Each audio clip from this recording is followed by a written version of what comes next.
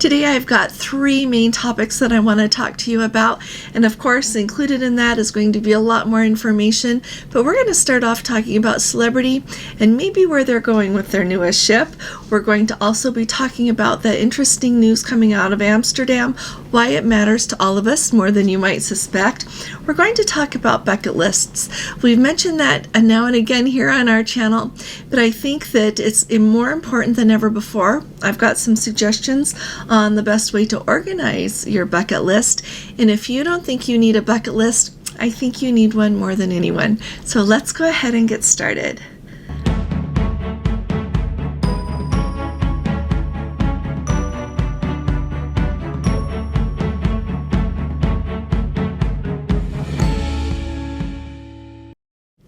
Hi there, this is Allison with Let's Go Travel Tips. Today is Saturday, it is June 29th of 2024, and let's start at the very top talking about celebrity. I have been a little bit behind on talking about celebrity around here, so I'm going to rectify that and talk about them a little bit more, but I want to make sure that it is on your radar that celebrity has a brand new ship that is coming out. Her name is XL, so the letter X, C-E-L, and they laid the keel for her just back the middle of June. I believe it was on the 18th. And as we look at her rolling forward, she is going to be an Edge class ship, but they are teasing that there is going to be a lot more coming on board. In my mind, it mixes in a little bit of what we've seen with Icon of the Seas on Royal Caribbean. She is an Icon class ship, but she has a whole lot more than the other Oasis class ships that came before her, and she is different than the Utopia of the Seas, which has just come right behind her. So I think that the XL is going to kind of be charting a new course, and then in my mind, of course, I'm always thinking of what that would look like with Princess. And I think that there are going to be some similarities that we are going to be able to draw with what we see on the new XL ship from Celebrity and the Sun Princess. With Princess Cruises, they talk an awful lot and about the press releases about elevated food and dining experiences, more drinks, and all of these kind of things. So if you're not familiar, when they introduced the Sun Princess, they added 200 different cocktails available on that ship that you can't get anywhere else. They've got dining venues that you can't get anywhere else. So just wanted to put it on your radar. The brand new XL is going to debut in the Caribbean for her inaugural season next November. In fact, the very first 5-day sailing is going to be their inaugural sailing there, and it's going to depart on November 18th of 2025. That's the first sailing with paying passengers on board. They're going to have only 2 stops, of course, because it's just 5 days. They'll be stopping in Bimini and in Cozumel. So just thought I'd put that on your radar. Then after that, they're going to be running those 7-day cruises. So there you go. That's what's coming next from Celebrity. Now, for a minute, I want to talk to you about cruise ports. We keep on hearing of a lot of different cruise ports who don't want to have quite so many cruise ships coming in anymore. And then we do hear of other places that are happy to welcome cruise ships. And so Amsterdam is the one making the headlines this week. They have said that starting in 2026, they are going to only allow 100 cruise ships into their city cruise port. Now, when you look at the map and you look at different cruises that are sailing out of that region, there are other cruise terminals. There's another one further outside of Amsterdam, and there's another one in Rotterdam. So to think that cruises are going to go in the way in that region is really not accurate. But it is true that Amsterdam doesn't want cruise ships coming right into their port there in the city center. They really are hoping and expecting that by 2035, they don't have any cruise ships coming there. And this does not only include ocean cruise ships, but also the river boats. If you look at a lot of itineraries for river boats, a lot of them begin and end in Amsterdam. And with that announcement, every once in a while when I hear about these things, I always wonder, how long is this going to last? And partway on the way to that goal of having no cruise ships in 2035, do you think they're going to change their mind at any point? The reason that really sticks out in my mind as to why they might make a change is because imagine the impact that this is going to have on local businesses. It's going to really and truly affect anyone that works in the tourism industry there, as well as the shops, the restaurants, everything to do with tourism there is going to be heavily impacted. And so it'll be interesting to see if they change their mind a little bit, or if they truly are willing to tighten their belts a little bit. With less taxes, they can figure out something else to keep some of those shop owners and restaurateurs busy. But we will be keeping our eye on it, and I'll let you know. Now, when I think about some of these cruise ports not welcoming so many cruise ships, or completely not having cruise ships come anymore, it always comes to my mind how important it is to make a bucket list. If you don't think that you need a bucket list, to me, not having a bucket list is setting out on a trip without a map, without any idea of where you're going or how you're going to get there.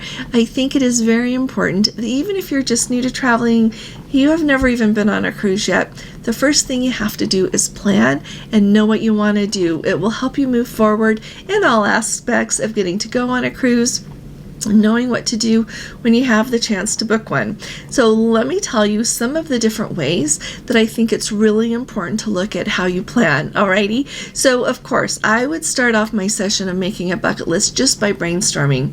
Take a sheet of paper or a document on your phone or your computer, however it is that you do that, and start making a list of the places that you know you want to visit. And this can be a list of all the places you want to visit, whether it's on a cruise ship or whether it's driving your car there, whether it's flying to a destination, but get down in your notes where it is that you want to go. And as you do this, I think you will start to be able to see a way to figure out what's going to be a cruise ship trip, what's going to maybe be something you're going to visit in a location and then go on a cruise after that, just how you're going to have to navigate that. And if you don't know that, that's why it's really important to have a good travel agent. But setting that aside, put down everything that you want to get to do. The next thing I think it's really important to do is kind of sort out that list and look at the things that are most urgent to you, like number those places so that you know where to start. You always want to start at the beginning with what's most important first. You don't want to do a bunch of things and then realize that you're not going to get the chance to do the things that mattered most. That kind of applies to everything in life. But when you're making your bucket list, go ahead and number all of those items. Next of all, I would write down who you want to travel there with. You know, whether you want to go there on your own, whether you want to take your family and go, whether you want to go with your friends, however it is, whoever it is that you want to go with, write that down for each location. Because sometimes based on who you want to go with, that determines like how soon you'll do something, or just putting it in your list, kind of putting it in order of how you're going to do it. Now, the next thing that I think is really important to think about is sort out the things that you're going to want to do on a cruise. Something that is an ocean cruise or a river cruise. For example, visiting Germany. When you visit Germany, if you want to go on a cruise ship, there are ocean cruises that call, they're at the northern part of Germany, right along the Baltic there. But if you want to see, you can take a train. Let me tell you that when you pull into one of those parts, you can take a train for the day example to Berlin. It's a couple of hours. I want to say we did that. It's 2.5 to 3 hours train ride into the city, and then that much time you need to allow to get back out again. But you can go see Berlin. But if you want to see Berlin for longer, if you want to see something closer to the river, all of these things, it's going to determine if you're going to take that ocean cruise or the river cruise. And so figure that out. Make sure that you list out how you want to do it. Then the next thing, now that you've got your list of where you want to go, who you want to go there with, how you think you're going to get there, I would list what experiences you want to have when you're there. So everything from, when you go to Alaska, you want to ride that helicopter, to walk on the glacier, to when you go to China, you want to get to go see those terracotta warriors, whatever it is on your list, list out the things that you really want to do or really want to see in those places. It would be the worst thing to think that you're booking a cruise that would take you to China.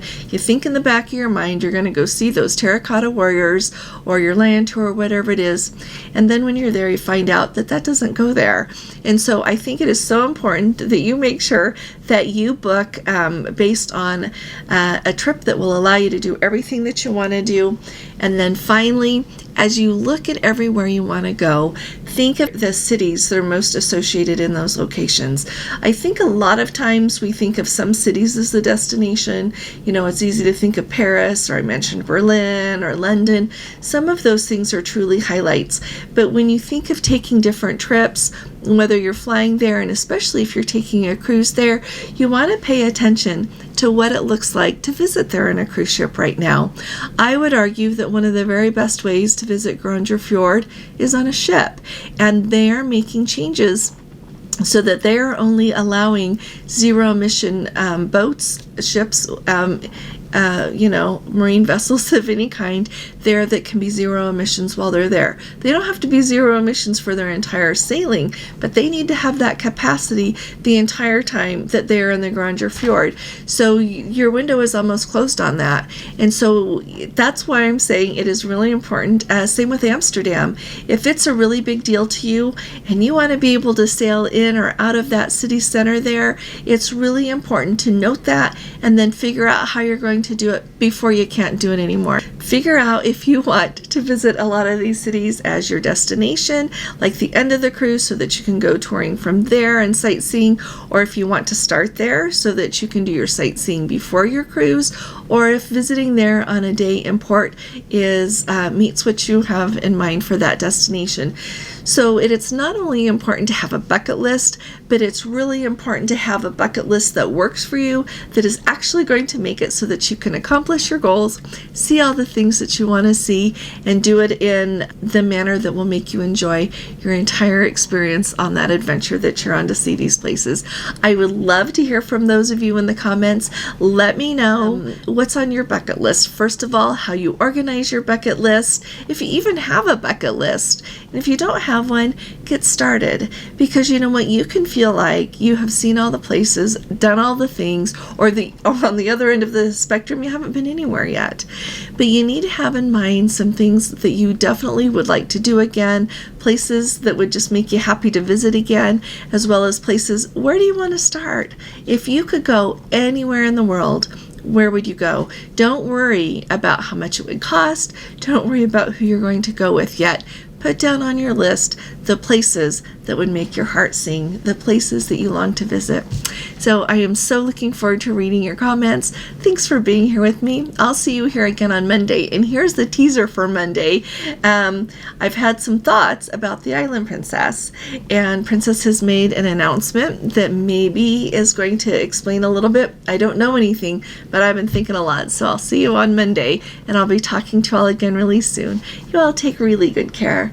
God bless you. Love you. Bye-bye.